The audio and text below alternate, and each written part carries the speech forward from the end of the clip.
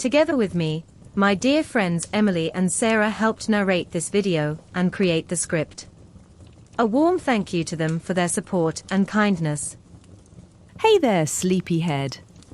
You are about to drift into a story that feels like a dream, soft and far away, yet alive with detail. You close your eyes, and I guide you into the life of a woman the world once called the People's Princess, Diana. You find yourself in the English countryside, in a quiet and noble home called Althorpe. The year is 1961. The house is grand, but the atmosphere is not always warm. You are a little girl named Diana Frances Spencer. You grow up surrounded by gardens, by portraits of ancestors, and by the traditions of a very old family. Yet inside, you are shy, gentle, and full of longing for love and stability. Your parents' marriage is troubled. You sense the tension. One day your mother leaves home, and you and your siblings remain with your father. That decision, and the pain of it, stays in your heart. Even as a child, you feel the ache of abandonment. But you also learn resilience. You smile, you play, and you dream of a future filled with children of your own, a family that never breaks apart. You grow, and by your teenage years, you are tall, graceful, and still shy.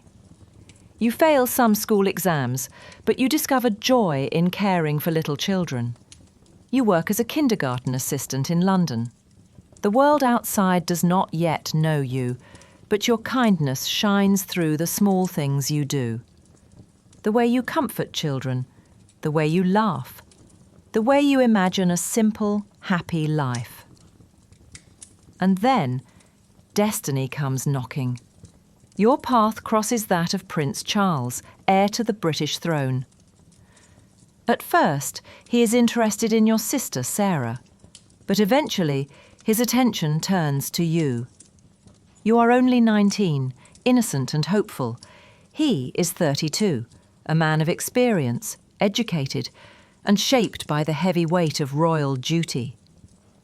You are almost a child in comparison, yet you feel the pull of his world, a world both dazzling and dangerous. When he proposes, your heart races. You are overwhelmed, but you say yes. You imagine love, children, and a fairy tale life. The world celebrates. You are no longer just Diana Spencer. You are the future Princess of Wales, and millions of eyes turn toward you. You sense the pressure, but you also believe in dreams. You want so badly to be loved. Now, picture yourself walking down the long aisle of St. Paul's Cathedral. It is the summer of 1981. The bells ring. The gown you wear is wide and white, with a train so long it flows like a river behind you. You glance at the crowd, at the cameras, at the millions watching on television across the world. And then you glance at Charles. He is serious, composed, older. In your heart, you hope. You hope this is the beginning of happiness. You hope this is the start of forever. But even as you smile, even as you wave, you notice someone in the congregation. Camilla Parker Bowles. Her presence lingers in your mind. Something in you senses that she will not be easily erased from your story. Still, you step forward, you say your vows, and you tell yourself, this is love, this is destiny, this is the dream I will make real. And as you leave the cathedral, the cheers of the crowd echo like waves. You are Diana, Princess of Wales. You are no longer just a shy girl from Althorpe. You are now part of a story larger than yourself. A story that will bring joy, but also sorrow. And tonight, as you drift deeper into sleep, You walk with her, hand in hand, at the very start of her royal journey. You are still in the glow of your wedding day, Diana. The cheers of the crowd echo in your memory. And now you step aboard the royal yacht Britannia with your new husband. The world believes you are beginning a fairy tale, but in your heart, something feels fragile, uncertain. As you unpack your belongings, you notice small things. Photographs of Camilla, cufflinks with her initials. These are tokens from another woman, tokens that whisper a truth you wish you could ignore. Still, you tell yourself, perhaps love will grow, perhaps time will heal. The yacht sails across calm waters, and you try to smile for the cameras. You try to believe in your dream. In the quiet of the night, though, doubts return. You sense that Charles's heart belongs elsewhere. But you are only 19, and hope is still your companion. You cling to it, even as the shadows of jealousy begin to appear. When you and Charles travel to Balmoral, the Queen's estate in Scotland, the press photographs show two happy newlyweds. You pose in the gardens, smile for the cameras, and the public believes in the fairy tale. But behind closed doors, you feel lonely, uneasy, and unprepared for the world into which you have stepped. The royal family offers little guidance. You are expected simply to manage, to adapt, to be flawless. And all the while, Camilla lingers in the background of your thoughts, like a shadow that will not disappear. The pressure grows. The attention of the press is constant, relentless. Every smile, every frown, every dress you wear is captured, analyzed, and judged. The world is fascinated by you. To them, you are radiant, glamorous, a fairy tale princess. But to yourself, you are a young woman struggling to hold together a marriage that feels unstable from the start. Soon, the birth of a child brings light into your life. In 1982, you cradle your firstborn son, William. You are overjoyed, overwhelmed with love. Holding him, you feel a sense of purpose, a sense of belonging. You tell yourself that motherhood will be your anchor, your comfort. And then, 2 years later, another blessing, your second son, Harry. 2 boys, 2 little hearts that adore you. With them, you feel whole. With them, you find the unconditional love you have longed for since childhood. But even as you cherish your sons, your marriage grows colder. Charles spends more and more time away. He rides, he hunts, he plays polo, and often, he finds excuses to see Camilla. You sense it. You feel it in your bones. And though you are still so young, you begin to understand that your life is not the fairy tale you once dreamed. At night, when loneliness and anxiety weigh on you, you turn inward. You struggle with bulimia, punishing yourself in silence, seeking control where you feel powerless. To the world, you are dazzling. To yourself, you are fragile, breaking quietly behind closed doors. Still, you continue to fulfill your royal duties. You walk into hospitals, into schools, into gatherings of children and families. You smile, you touch hands, you listen. And in these moments, you find true joy. The people adore you not just because you are a princess, but because you are genuine. You see them, you feel their pain, and you care. With every handshake, every smile, you become more than a symbol. You become a source of comfort, and the people feel it. Yet at home, the distance between you and Charles grows. He is often impatient, often cold. And when you argue, when jealousy of Camilla rises, the gulf between you widens. You are 20-something years old, a young mother, a woman in the world's brightest spotlight, and yet you feel desperately alone. At night, when the palace grows quiet and the world sleeps, you wonder if love will ever truly come to you. Still, you hold your sons close. You whisper to them, you laugh with them, You promise yourself that they will always know love, even if you never truly receive it in return. William and Harry are your joy, your strength, and your reason to keep going. And as you drift further into this dream, you sense that the fairy tale is beginning to crack. And as you drift further into this dream, you sense that the fairy tale is beginning to crack. But for now, you hold on to the light, the laughter of your little boys, the moments of tenderness that keep you moving forward. You are Diana, still so young, but already learning that fairy tales do not always last. By the mid-1980s, your marriage is no longer hidden behind smiles and ceremonies. You sense the truth. Charles's heart belongs to Camilla.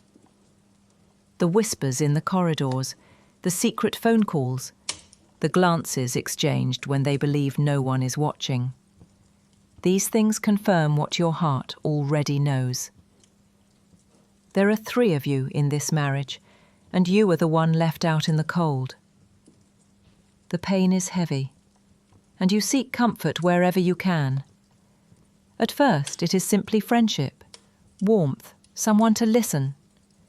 A bodyguard at your side becomes more than just protection. For a while, he is your confidant, perhaps even your love. But in the palace, nothing escapes the sharp eyes of staff and courtiers. Rumours spread quickly, and soon he is dismissed, leaving you once again alone. But you are still human, still longing for tenderness. And so you find yourself drawn to James Hewitt, a cavalry officer. He is steady, kind, attentive. In his presence, you feel less like a princess and more like a woman. In quiet country houses, away from cameras, you find moments of peace. You laugh, you talk, you love. For a while, he steadies you, gives you strength, and though the world does not yet know, you are living a life split in 2. Royal duties by day, secret love by night. Meanwhile, Charles grows bolder.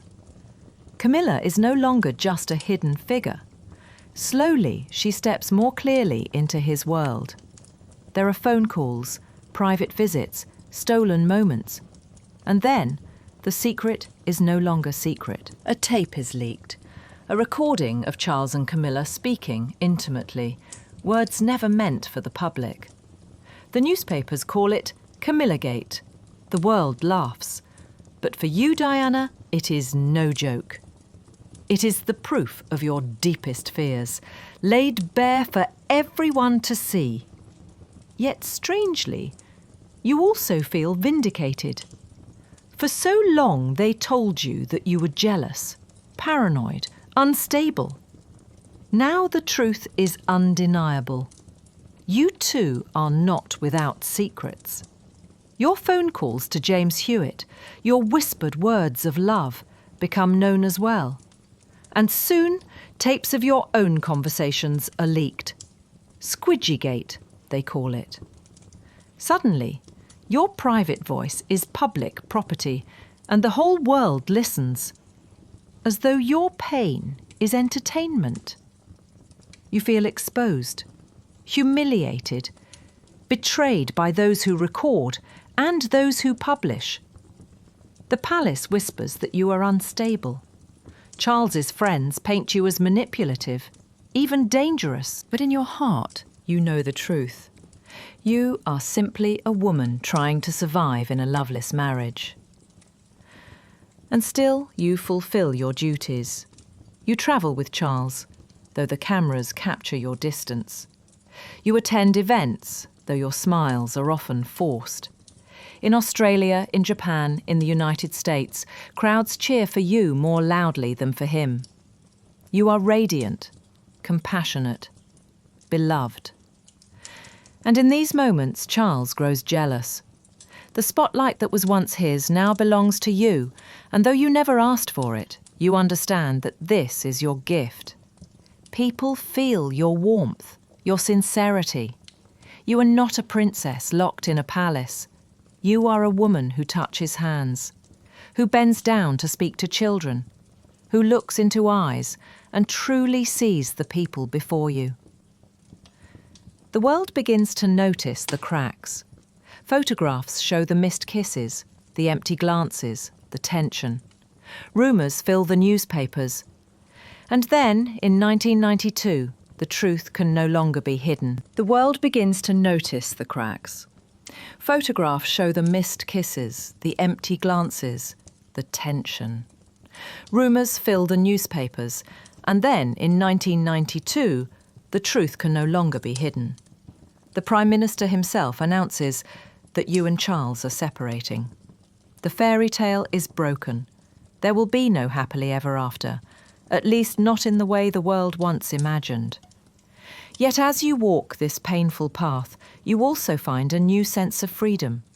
You are no longer bound so tightly to Charles.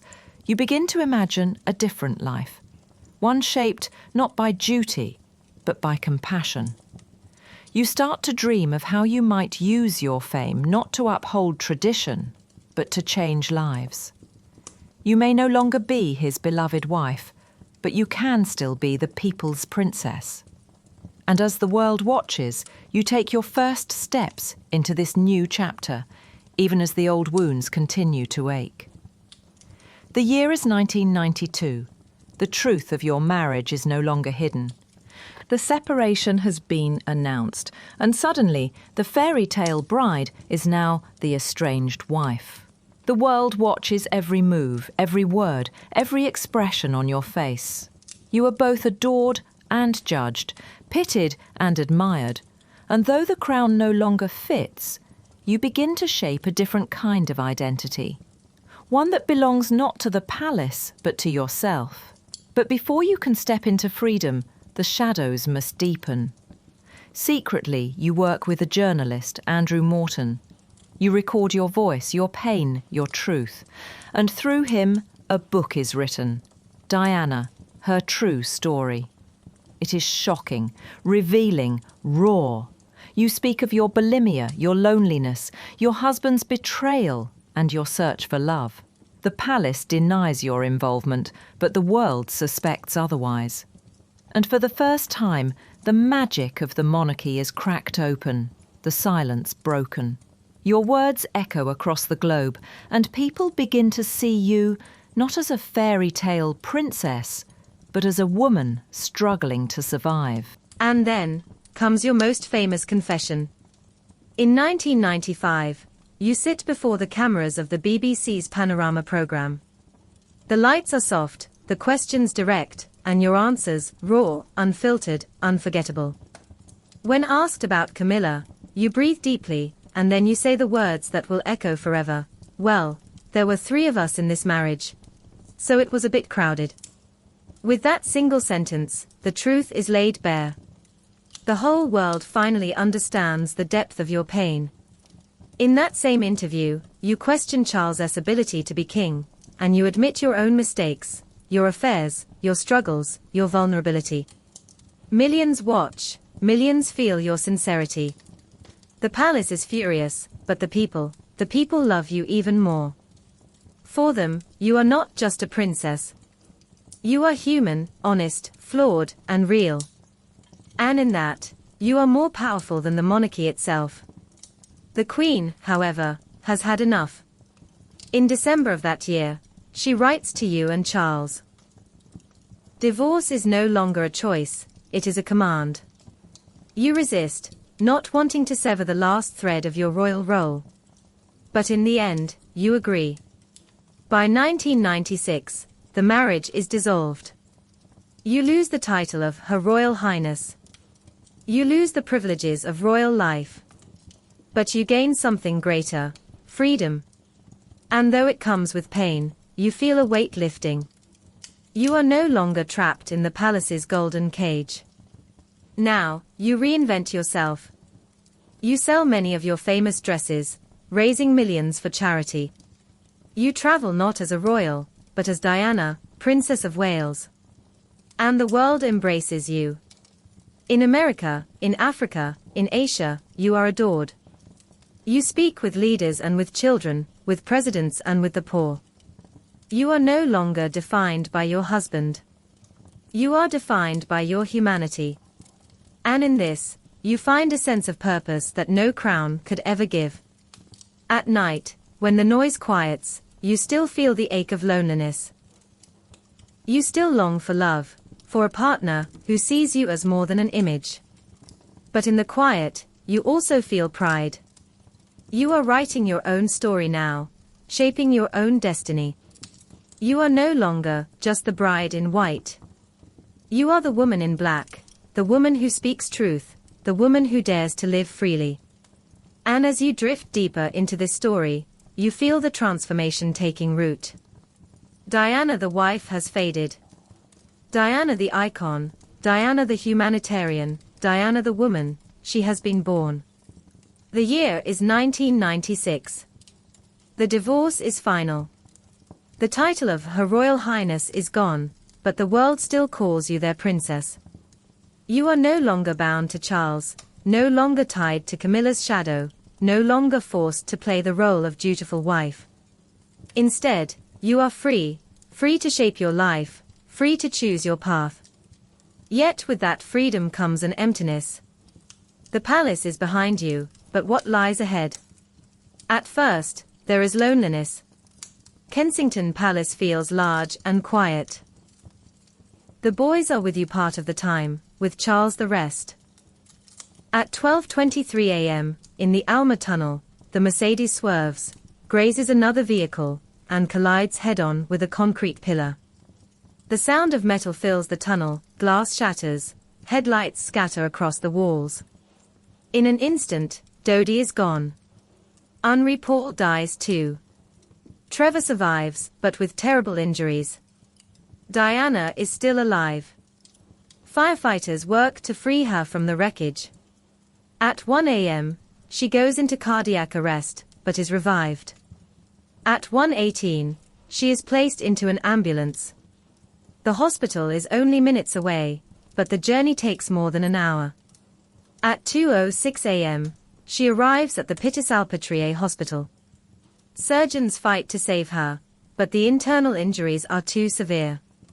At 4 a.m., on August 31, 1997, Diana, Princess of Wales, is pronounced dead. She is 36 years old. News spreads instantly across Britain and across the world. People cry openly in the streets. Outside Kensington Palace, flowers are laid so thick that they rise in mountains. Candles burn through the night, songs are sung, strangers hold each other, united in grief. It is as if the world has lost not just a princess, but a sister, a confidant, a friend. Her funeral follows days later. Crowds line the streets of London. The coffin, draped in the royal standard, moves slowly past weeping faces. Behind it walk her sons, William and Harry, so young, so heartbroken. The world watches in silence as their small steps echo louder than any words. In Westminster Abbey, her brother speaks fiercely, vowing that her boys will not be trapped as she was. Outside, millions listen, millions weep. The grief is global. That is what truly happened. Yet even as the world mourns, questions begin to rise. The hospital was only minutes away. Why did the ambulance take over an hour? Why did it stop just outside the gates before going in? Some doctors believe her injuries might have been survivable. Others wonder whether delays sealed her fate. Within hours of her death, Diana's body was embalmed. French law required authorization that was not yet given, but the procedure was done anyway. Officials said it was because of the summer heat. To others, it looked like evidence was being erased. If she had been pregnant, no test would ever prove it. The car itself deepened the mystery. Traces of paint from a white Fiat Uno were found on the wrecked Mercedes.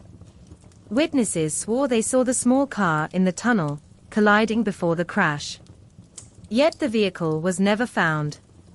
One photographer known to drive such a car died in strange circumstances, burned in his own vehicle, with rumors of bullet wounds.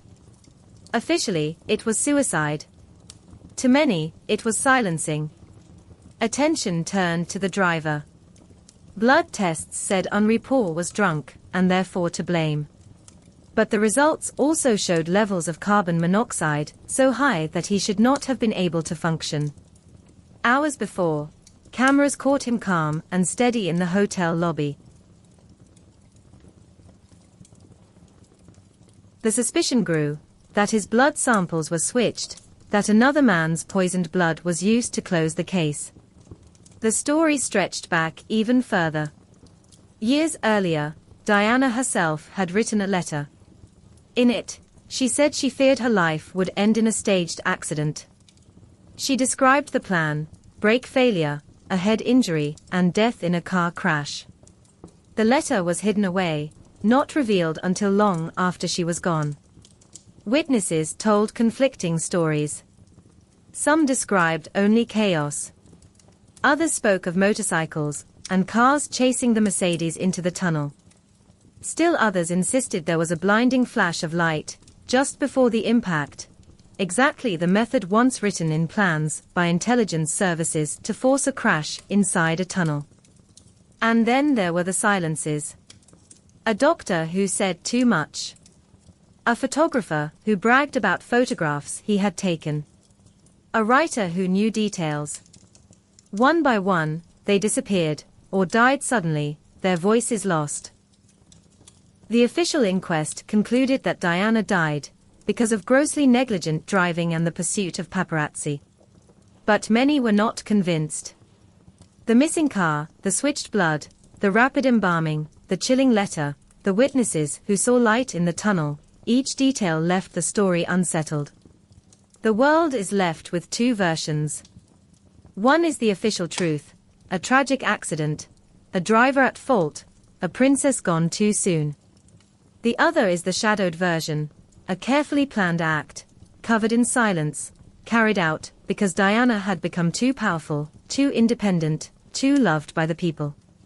The silence of that tunnel still echoes. The grief remains. And the questions have never gone away. Was it chance, or was it design? Was it only fate, or was it a plan hidden behind smoke and mirrors? What is certain is this: on that night in Paris, the world lost its princess. Millions still remember. Millions still wonder.